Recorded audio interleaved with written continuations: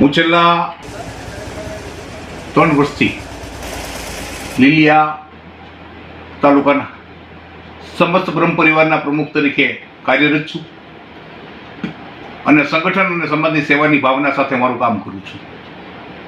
છેલ્લા 3 વર્ષથી અમારા ઈષ્ટદેવ ભગવાન પરશુરામ કે જેઓ અજર અમર અજન્મા છે, તેઓનો જન્મોત્સવ અમે ધામધૂમથી ઉજવણી કરીએ છીએ અને સરસ્વતી સન્માન સમારંભ, વિદ્યાર્થીઓને ઇનામ વિતરણનો કાર્યક્રમ પણ કરીએ છીએ. તાજેતરમાં જ એક જધન્ય કાર્ય થયું આ દેશમાં. પહેલગાંવમાં કેટલાકને ધર્મ પૂછીને ગોળી મારી દેવામાં આવી આતંકવાદીઓ દ્વારા.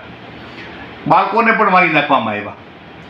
આવું જધન્ય કૃત્ય થયું છે ત્યારે બ્રહ્મ સમાજ ઊંડા દુઃખની લાગણી વ્યક્ત કરે છે અને સાથે જે લોકો મૃત્યુને શરણ થયા છે એમને અને એમના પરિવારને આ દુઃખ સહન કરવાની શક્તિ ભગવાન પરશુરામ આપે એવી પ્રાર્થના કરે છે.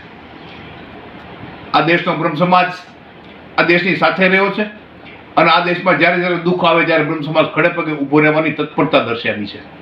એના ભાગરૂપે સૌરાષ્ટ્ર સમસ્ત બ્રહ્મ સમાજે નિર્ણય કર્યો છે કે આપણે આપણા ઈષ્ટદેવ ભગવાન પરશુરામના જન્મોત્સવની ઉજવણી સાદગીપૂર્ણક કરવી. એવી જ રીતે લીલિયા તાલુકામાં પણ સમસ્ત બ્રહ્મ પરિવાર દ્વારા અમારા ઈષ્ટદેવ ભગવાન પરશુરામની ઉજવણી અમે સાદગીપૂર્ણ કરવાના છીએ. અમે રેલી, શોભાયાત્રા અને ભોજન સમારંભનો કાર્યક્રમ રદ કર્યો છે. બધું જ થઈ ગયું હતું. કાર્ડ વેચાઈ ગયા હતા, સંપૂર્ણપણે તૈયારી થઈ ચૂકી હતી, બધાને આમંત્રણ અપાઈ ગયા છે, વસ્તુઓ પણ ખરીદાઈ ગઈ છે. આમ છતાં અમે આ કાર્યક્રમ દેશના હિતમાં અને આતંકવાદી કૃત્યની સામે સરકાર ક્રૂરતાપૂર્વક પગલાં લે અને આ આતંકવાદીઓને મારી નાખે, શોધીને મારે, એની અમે સાથે છીએ.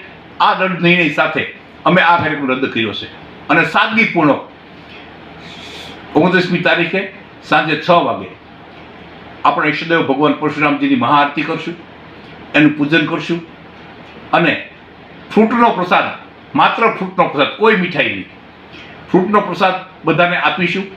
ત્યારબાદ જે લોકો સદગતિ થયા છે એમને બધાને ભગવાન મોક્ષ પ્રાપ્ત કરાવે એની પ્રાર્થના કરીશું.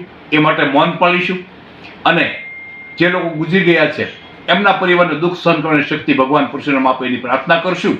અને આ દેશના સરકારમાં અને ભાજપના આપણા પ્રાઇમ મિનિસ્ટર નરેન્દ્રભાઈ મોદીને વિનંતી પણ કરીશું પત્ર દ્વારા કે આતંકવાદીઓને શોધીને મારે અને જે મરી ગયાનો બદલો લે.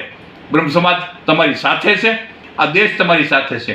એમની સાથે અમે આ કાર્યક્રમ મોકૂફ રાખ્યો છે.